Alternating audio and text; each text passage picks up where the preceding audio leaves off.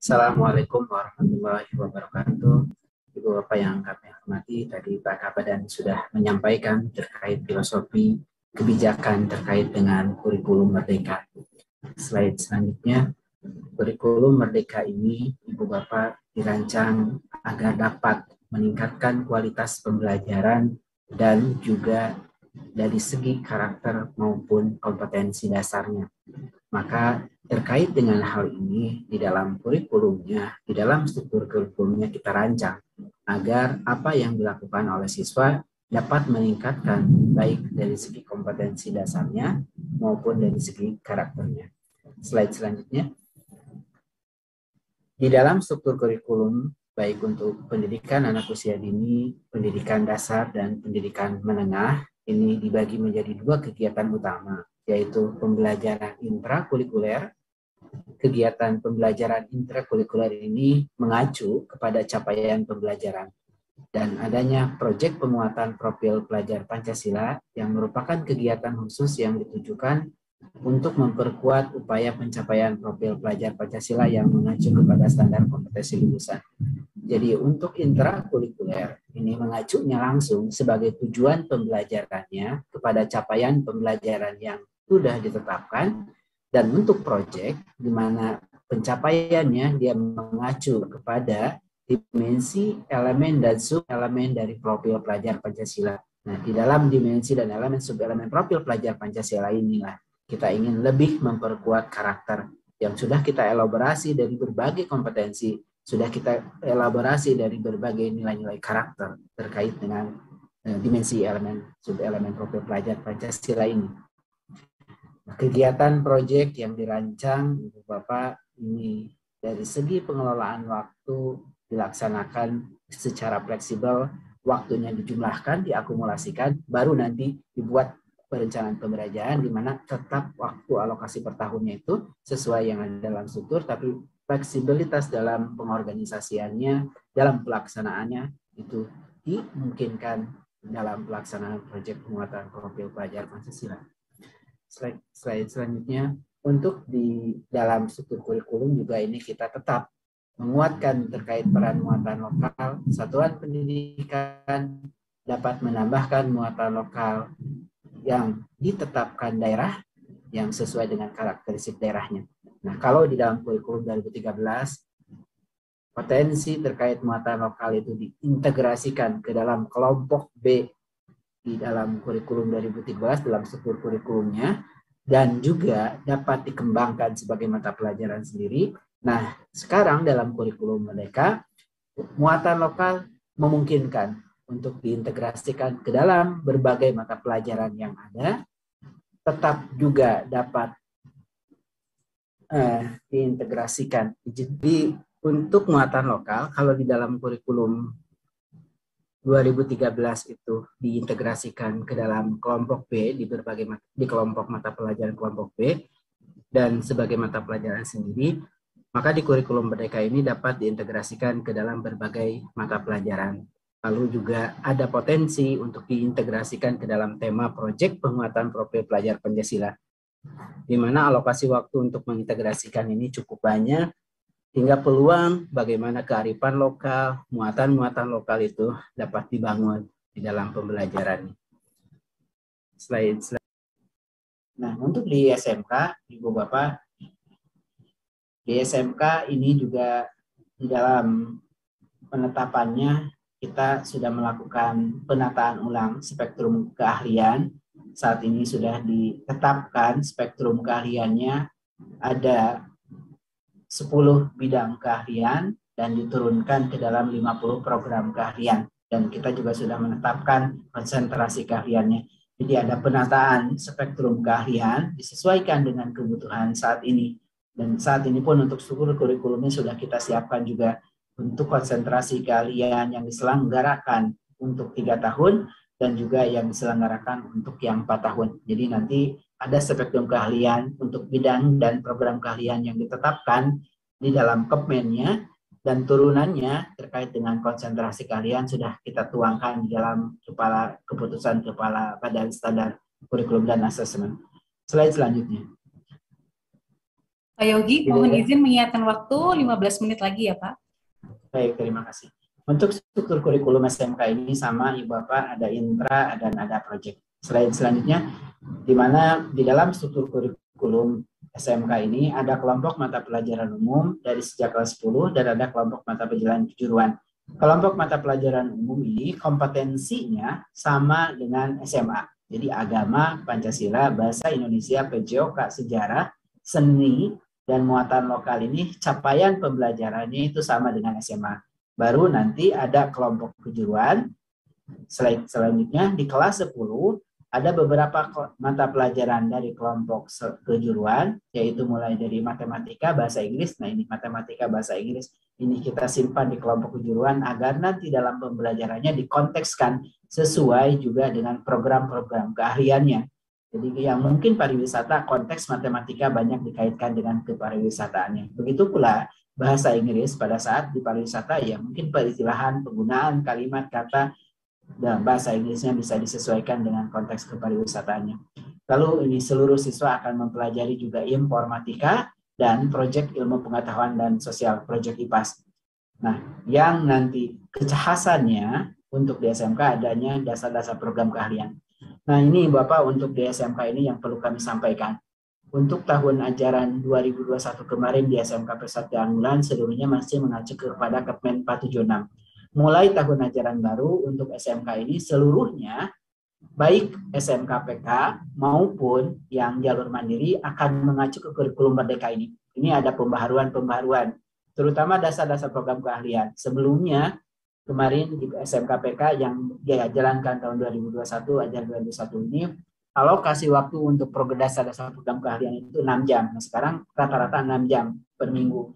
Nah, sekarang alokasi waktunya itu menjadi 12 jam. Jadi meningkat 100% dibandingkan kemarin yang di SMK PK. Sehingga tahun ajaran baru, dasar-dasar program keahlian alokasinya sesuai dengan kurikulum merdeka. Jadi mulai tahun ajaran baru, baik SMK PK, baik kurikulum jalur mandiri, sekolah yang menggunakan jalur mandiri akan mengacu kepada Kemendikbud 56 ini terkait struktur kurikulumnya. Nah ini untuk di SMK, dan kita yang kemarin proyek penguatan profil pelajar Pancasila dan budaya kerja menjadi mata pelajaran sekarang posisinya sama dengan SMA. Dia bagian alokasi beban mengajarnya diinsert di dalam mata pelajaran, tapi dalam pelaksanaannya adalah digabung.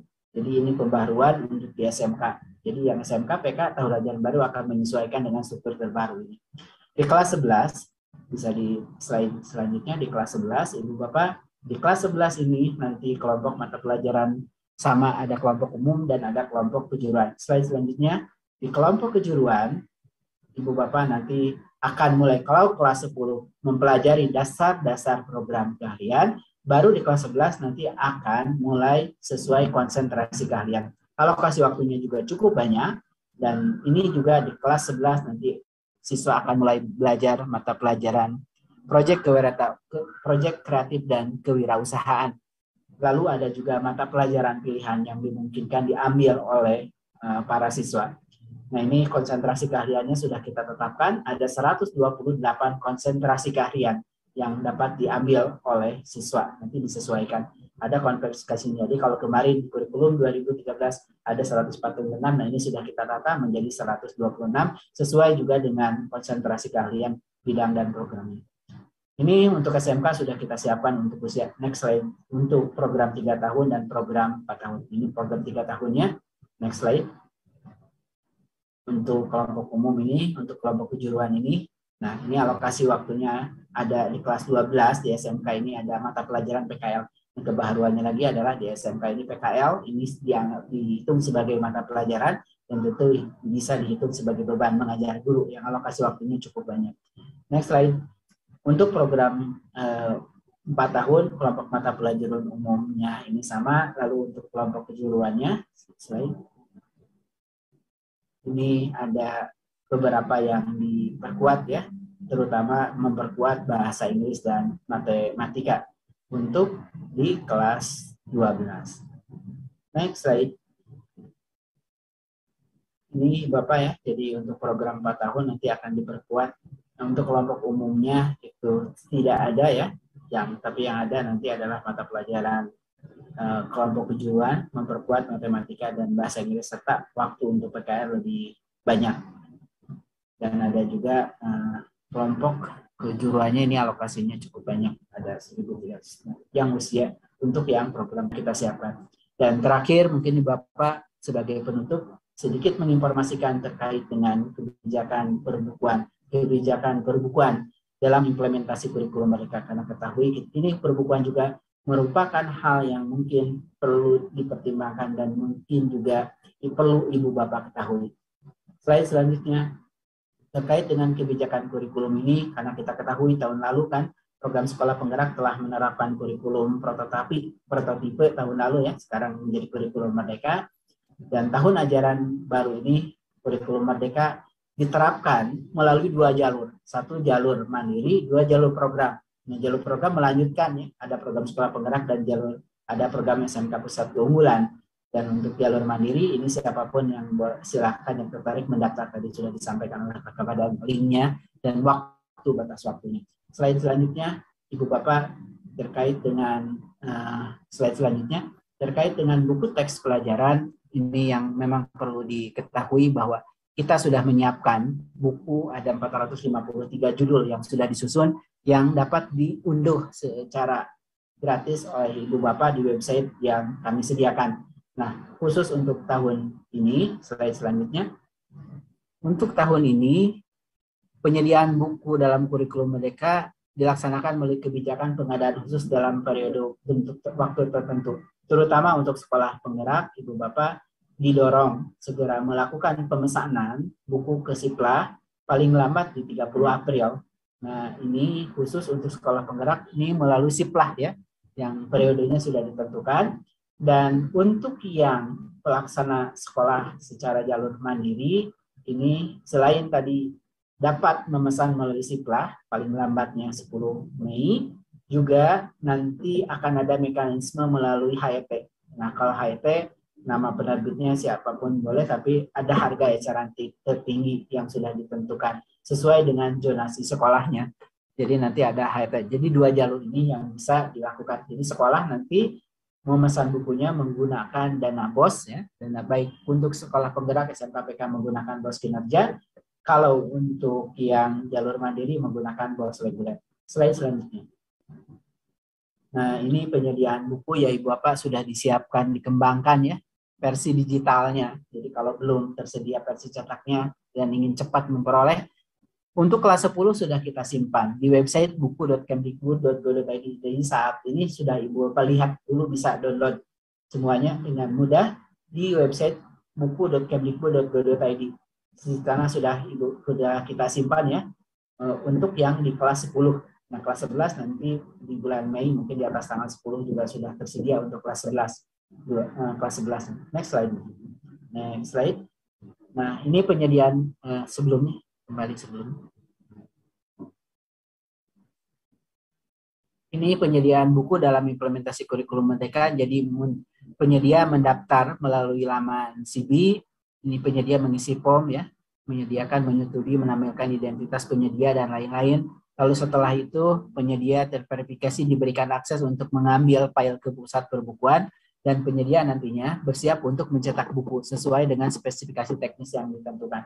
Jadi ini penyediaan kurikulum Merdekanya nanti ya, Ibu Bapak, untuk bagi penyedia yang akan menggandakan nantinya. Tapi kalau untuk soft copy-nya Ibu Bapak saat ini pun terutama di kelas 10 sudah Ibu Bapak bisa peroleh soft copy-nya untuk dipelajari sebagai perencanaan pembelajaran. Slide selanjutnya. Nah, ini penyediaan buku dalam implementasi kurikulum Merdeka, mulai dari perencanaan, pemilihan, dan penetapan calon penyedia, lalu pengembangan barang dan jasa. Ini tahapan-tahapan nanti jika akan dilakukan pengadaan barang jasa, terutama dalam hal ini buku. Slide selanjutnya. Ini penyediaan buku dalam implementasi kurikulum Merdeka, membuat dokumen perencanaan, judul dan jumlah buku, batas akhir buku diterima di sekolah, lokasi serah terima, sumber daya, dan identitas. Ini jika Ibu Bapak nanti melakukan pemesanan buku. Slide selanjutnya. Ini penyediaan buku dalam implementasi kurikulum Merdeka, pemilihan dan penetapan calon penyedia. Nanti akan membuka di laman Siplah, memilih Siplah, memilih penyedia, dan login melalui Dapodik. Nah, pembuatan kesempatan pengadaan nanti memilih judul buku berdasarkan kategori, memasukkan jenis dan jumlah buku, memilih sumber dana, klik tombol buat pemesanan, memasukkan pajak oleh penjual, memasukkan estimasi pembayaran, memilih metode pembayaran ini. Nah, Ibu Bapak yang dititipkan teman-teman terutama bagian bukuan adalah silahkan Ibu Bapak terutama yang saat ini sebagai pelaksana program sekolah penggerak segera mendaftar karena sudah tersedia penyediaannya dan harganya memang relatif lebih murah dan paling lambat di akhir April ini. Nah, nanti bagaimana prosesnya nanti bisa dibantu oleh teman-teman Paudasmen untuk bagaimana melakukan proses pemesanan. Nah, ini sudah ada 2 penerbit yang ditunjuk dan sudah dibuatkan surat edaran untuk segera memesan terutama yang sekolah penggerak ke Siplah di mana ada dua penyedia yang sudah ditunjuk. Slide selanjutnya, untuk penyediaan buku implementasi kurikulum Merdeka juga ini ya Ibu Bapak tahapan-tahapan, dan ini tahapan-tahapan ini nanti jika Ibu Bapak nanti membutuhkan informasi lebih lanjut tentunya nanti akan disiapkan oleh tim bagaimana proses pengadaannya. Jadi jangan khawatir terkait dengan pengadaan bukunya. Jadi kalau saat ini dilakukan melalui penyedia yang sudah menang lelang dan nanti mungkin disiapkan juga penyediaan buku yang melalui HRP, jadi yang penyedia yang bebas dan nanti melalui daftarnya melalui Siplah, lalu ditentukan harga, sudah kita tentukan harga eceran tertingginya. Dan pemesanannya nanti dana yang digunakan bisa menggunakan dana BOS. Itu mungkin Bu Kiki terkait dengan informasi buku ya. Melanjutkan tadi informasi terkait dengan struktur kurikulum. Terima kasih Ibu Bapak. Assalamualaikum warahmatullahi wabarakatuh. Baik Bapak Ibu, selamat sore. Saya akan menyampaikan paparan singkat aja soal platform Merdeka Mengajar.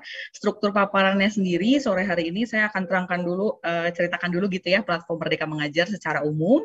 Setelah itu nanti akan saya akan masuk ke gimana sih caranya belajar struktur kurikulum lewat fitur pelatihan mandiri di platform Merdeka Mengajar. Slide berikutnya. Ya, seperti yang kita ketahui bersama, Bapak Ibu, Kemendikbudristek telah resmi meluncurkan platform Merdeka Mengajar di bulan Februari kemarin. Slide berikutnya. Platform ini bisa diunduh melalui gawai Android lewat Play Store gitu ya. Jadi Bapak Ibu hanya tinggal search aja di Play Store masing-masing platform Merdeka Mengajar lalu mengunduh dari sana, atau bisa juga diakses melalui browser gitu, melalui laman situs guru.kemdikbud.go.id. Nah, untuk masuk Bapak dan Ibu harus menggunakan akun belajar.id atau madrasah.kemenak.go.id yang ini bisa di cita pembelajaran kita, yaitu mewujudkan profil pelajar Pancasila serta mendukung Bapak Ibu guru sebagai profesional untuk mengajar, belajar, dan berkarya lebih banyak lagi. Ada 3 kelompok fitur: mengajar, belajar, dan berkarya. Selanjutnya. Di kelompok fitur mengajar itu ada 2 fitur, ada perangkat ajar dan asesmen murid. Di kedua fitur ini Bapak dan Ibu bisa mendownload atau mengunduh gitu ya, melihat-lihat referensi perangkat ajar, bahan ajar, asesmen murid yang nanti bisa digunakan di kelas masing-masing atau juga disesuaikan gitu ya dengan keadaan murid, kebutuhan Bapak Ibu, dan kondisi sekolah masing-masing. Selanjutnya. Kalau di kelompok fitur berkarya, di fitur bukti karya saya, Bapak dan Ibu guru tuh bisa membangun portfolio, membuat repositori gitu ya, repositori hasil karya, agar nantinya bisa saling memberi inspirasi untuk teman-teman guru lain, teman-teman user lain, dan saling berbagi praktik baik di fitur ini. Selanjutnya.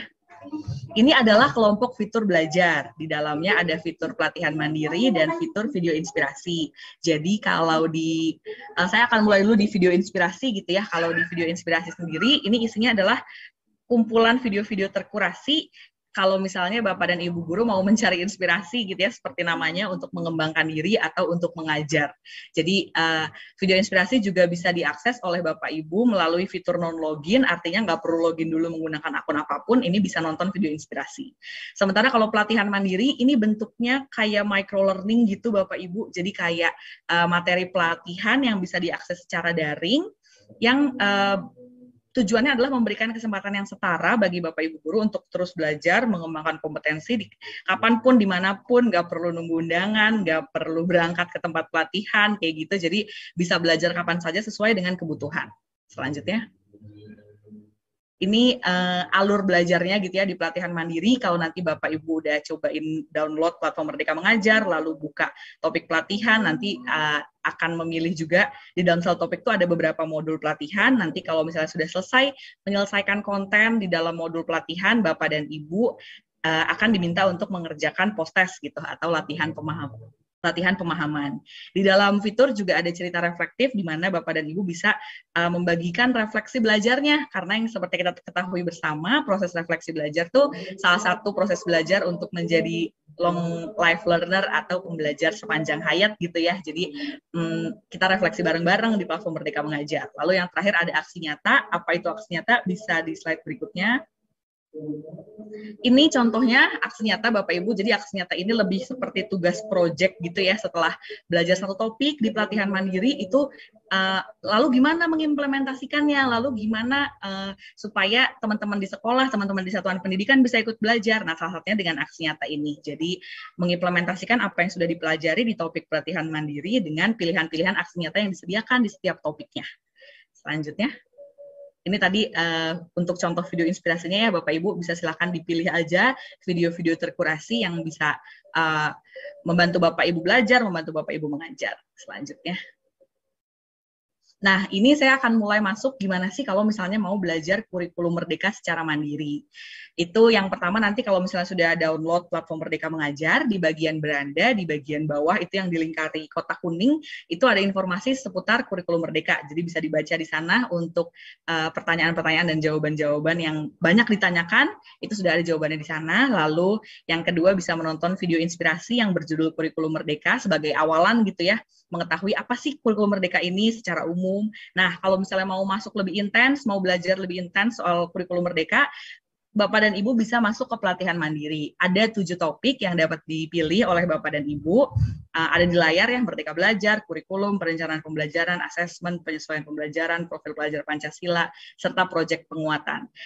Topiknya memang terlihat banyak gitu ya, 7 topik, tapi ini tidak perlu dipelajari sekarang juga gitu ya, secara kayak langsung banget semuanya, sampai banyak banget gitu, tapi bisa dipelajari sepanjang tahun Bapak dan Ibu. Jadi bisa pilih terlebih dahulu modul mana nih yang kira-kira dibutuhkan sekarang, atau nanti di misalnya besok mau bikin pembelajaran project, ya udah belajar dulu aja topik project. Oh, mau belajar bikin asesmen, ya udah belajar dulu aja topik asesmen gitu. Jadi nggak perlu dipelajari secara sekarang semuanya gitu ya, tapi bisa diambil aja mana yang sesuai dengan kebutuhan Ibu dan Bapak gitu. Selanjutnya. Ini terkait topik-topiknya tadi, jadi kalau saya terangkan singkat aja isinya sebenarnya apa sih topik-topik mengenai kurikulum Merdeka di PMM itu, di platform Merdeka Mengajar. Yang pertama, topik Merdeka Belajar itu isinya mengenai filosofi pendidikan menurut Bapak Pendidikan kita, Ki Hajar Dewantara, yang menjadi dasar gitu ya dari kurikulum Merdeka. Lalu yang kedua, topik kurikulum, ini semua tentang kurikulum, jadi ada definisi kurikulum, ada fungsi kurikulum, ada juga struktur dan kerangka kurikulum Merdeka, itu ada di topik kurikulum. Lalu kalau di perencanaan pembelajaran, ini sifatnya sudah lebih operasional, jadi tadi kalau misalnya Pak Yogi sempat menyinggung soal capaian pembelajaran, bagaimana menurunkan capaian pembelajaran itu menjadi sebuah alur tujuan pembelajaran untuk tiap fase, nah itu tuh diulas gitu di perencanaan pembelajaran. Berikutnya ada topik asesmen, ini juga menjelaskan mulai dari filosofi asesmen di kurikulum Merdeka, bagaimana asesmen ini dipandang sebagai sebuah siklus gitu ya, yang jadi bagian dari pembelajaran. Lalu ada juga contoh-contoh pengolahan hasil belajarnya segala macam di dalam topik asesmen. Dan terakhir ada juga topik penyesuaian pembelajaran dengan kebutuhan dengan karakteristik murid. Ini tentang bagaimana sih kita menyesuaikan seperti namanya gitu ya, pembelajaran sesuai dengan kemampuan murid-murid yang ada di kelas-kelas kita gitu. Selanjutnya. Ini salah satu alur belajarnya yang direkomendasikan Bapak dan Ibu. Jadi belajar dulu topik Merdeka Belajar pertama kali, lalu menyambung ke kurikulum, setelah itu topik perencanaan pembelajaran, setelah itu silahkan memilih mau belajar asesmen dulu atau penyesuaian pembelajaran dulu sesuai dengan kebutuhan Bapak dan Ibu guru. Tapi sekali lagi, alur ini juga tidak baku gitu ya, di platform Merdeka Mengajar sendiri, setiap topiknya tidak dikunci, jadi Bapak dan Ibu bisa memilih tuh topik mana duluan yang kiranya dibutuhkan dipelajari terlebih dahulu. Dan yang lainnya bisa dipelajari kemudian gitu ya sepanjang tahun sesuai dengan fase-fase mengajar atau sesuai dengan kebutuhan. Selanjutnya. Nah, ini terkait dengan struktur kurikulum di fitur pelatihan mandiri. Kalau misalnya mau belajar struktur kurikulum di pelatihan mandiri, Bapak dan Ibu bisa dari beranda, silahkan memilih fitur pelatihan mandiri. Nanti setelah itu akan keluar tuh topik-topik pelatihan mandiri yang bisa dipilih. Lalu silahkan pilih topik kurikulum. Nah, seperti tadi saya sebutkan, alur belajarnya bisa sesuai dengan urutan rekomendasi. Jadi belajar dulu Merdeka Belajar, baru kurikulum. Tapi boleh juga tuh kalau misalnya mau mulai dulu dari topik kurikulum, nanti kembali ke Merdeka Belajar sesuai kebutuhan. Selanjutnya. Ya. Nah, kalau misalnya udah masuk ke topik kurikulum, Bapak dan Ibu juga bisa memilih modul. Di dalam topik kurikulum sendiri ada 2 modul, modul kurikulum dan modul pembelajaran dengan paradigma baru. Silahkan dipilih urutan belajarnya, mau ikut urutan kami gitu ya, modul 1 dulu, atau misalnya mau langsung juga nggak apa-apa. Silahkan aja dilihat-lihat disesuaikan dengan kebutuhan masing-masing. Selanjutnya. Ini di dalam modul 1 kurikulum itu ada 4 materi yang semuanya bentuknya video. Saya akan coba secara umum aja jelaskan. Yang pertama, materi apa itu kurikulum, itu isinya tuh benar-benar definisi kurikulum gitu ya Bapak Ibu. Jadi pengertian kurikulum, komponen, fungsinya apa, lalu gimana perannya dalam pembelajaran kayak gitu. Terus yang kedua itu mengapa kurikulum perlu berubah. Jadi kalau Bapak dan Ibu punya pertanyaan, kenapa sih kurikulumnya berubah-berubah terus kayak gitu ya. Nah, ini tuh diulas di video yang kedua ini. Lalu yang ketiga, mengapa kurikulum perlu diadaptasi. Jadi menjelaskan kalau misalnya sekarang kan kurikulum dibentuk oleh pemerintah pusat gitu ya di tingkat negara gitu. Nah, ternyata kan perlu diadaptasi itu di tingkat satuan pendidikan. Nah, itu kenapa sih alasannya? Nah, itu ada di video ketiga. Yang keempat ini sudah mulai kurikulum dalam pembelajaran. Jadi bagaimana sih mengembangkan kurikulum agar sesuai dengan kebutuhan peserta didik, dengan keadaan sekolah, dengan konteks yang ada di sekitar kita. Selanjutnya. Ini modul 2, pembelajaran dengan paradigma baru, isinya ada video prinsip umum pembelajaran, jadi ini udah masuk spesifik ke kurikulum Merdeka gitu ya Bapak Ibu, jadi kalau di prinsip umum pembelajaran ini, menjelaskan prinsip-prinsip merancang pembelajaran yang mewadahi kebutuhan murid, seperti nyawanya kurikulum Merdeka gitu ya, pembelajaran yang sesuai dengan murid, lalu capaian pembelajaran, tadi udah disinggung sedikit juga sama Pak Yogi. Kalau di video ini juga sama menjelaskan konsep capaian pembelajaran yang menjadi acuan capaian tiap mapel di kurikulum Merdeka. Jadi di sini juga dijelaskan asal-usulnya gimana keterkaitannya dengan teori Viase, dengan teori konstruktivisme, seperti itu. Setelah menonton video capaian pembelajaran, Bapak dan Ibu juga bisa mendownload atau melihat lampiran proses belajar dalam mencapai capaian pembelajaran. Jadi ada alurnya gitu ya, proses belajarnya bisa dilihat di lampiran itu. Setelah itu video berikutnya adalah capaian pembelajaran dalam kurikulum. Jadi menjelaskan kaitannya antara capaian pembelajaran dengan konsep mengajar yang sesuai dengan kebutuhan dan karakteristik peserta didik. Selanjutnya. Di modul 2 ini juga ada video kompetensi, capaian pembelajaran, dan profil pelajar Pancasila. Singkatnya video ini menjelaskan keterkaitan antara 3 benda itu gitu ya, antara kompetensi, CP, dan profil pelajar Pancasila. Lalu video yang terakhir adalah seperti yang dibahas di webinar hari ini, struktur pembelajaran dalam kurikulum Merdeka. Jadi menjelaskan proses pembelajaran dengan paradigma baru melalui implementasi kurikulum Merdeka itu seperti apa, perubahan utama yang terjadi dari kurikulum sebelumnya ke kurikulum Merdeka itu seperti apa di setiap jenjangnya, lalu bagaimana konsep asesmen di kurikulum Merdeka, konsep pembelajaran proyek, dan alokasi waktu pembelajaran, itu dibahas secara general, secara umum dalam video ini. Selanjutnya. Nah, setelah mempelajari semua materi-materi dalam modul-modul topik kurikulum tadi, Bapak dan Ibu bisa melakukan aksi nyata. Kayak yang tadi udah sempat disinggung juga, aksi nyata ini adalah proyek untuk mengimplementasikan hasil belajar di tiap topik pelatihan mandiri. Jadi setelah nanti lulus semua post-test akan terbuka tuh Bapak Ibu ajakan untuk membuat aksi nyata. Pilihan aksi nyata di topik kurikulum sendiri ada 3 pilihan. Membuat FGD atau diskusi terfokus gitu ya, atau juga menyebarkan pemahaman tentang mengapa kurikulum harus berubah. Itu ada pilihan-pilihannya, dan nanti kalau misalnya sudah diklik ke aksi nyata yang Bapak dan Ibu pilih, itu akan terlihat juga panduannya gitu, gimana melakukan aksi nyatanya. Setelah itu kalau misalnya udah dilakukan, bisa diunggah dan nanti bisa mendapatkan umpan balik dari rekan-rekan guru. Selanjutnya. Jadi umpan balik ini Bapak dan Ibu kita pandang sebagai bagian dari pembelajaran gitu ya, karena kan kalau menerima umpan balik itu memperkaya kita kayak gitu.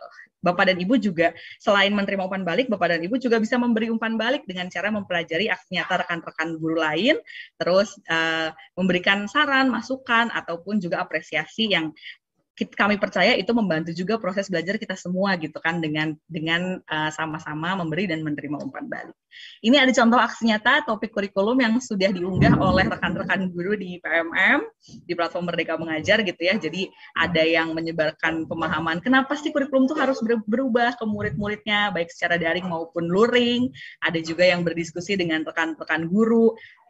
Yang kemarin saya dengar sih ada yang menyelipkan diskusi di event-event seperti KKG, MGMP, ataupun juga rapat rutin kayak gitu sih Bapak dan Ibu. Jadi sebenarnya nggak perlu rumit gitu ya, yang penting semangat belajar itu terasa seperti itu. Selanjutnya. Ya. Nah, selain belajar melalui modul, melalui aksi nyata, Bapak dan Ibu juga bisa belajar struktur kurikulum di fitur pelatihan mandiri ataupun belajar materi-materi lainnya melalui webinar.